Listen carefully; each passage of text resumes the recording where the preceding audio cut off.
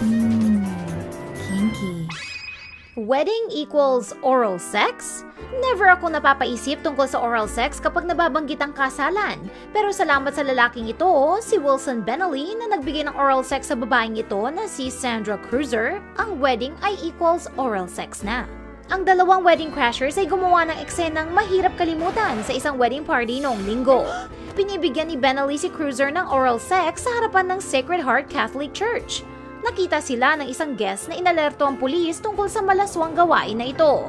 May at least 4 na bata mula sa wedding party ang nakasaksi sa mga pangyayari. Ayon sa police notes, ang daliri at dila ni Benally ay nasa loob ng vagina ni Cruzen. Pinahinto sila ng pulis pero hindi nila ito pinansin at kinailangan silang pilit na ipaghiwalay ng mga awtoridad. Pareho silang dinala sa Salt Lake Jail kung saan sila ay nananatili sa bond sa halagang $2,000. Iyan ay isang alaala na kung pwede sana ay mabura mula sa utak ng mga nasa wedding party. Happy anniversary, honey!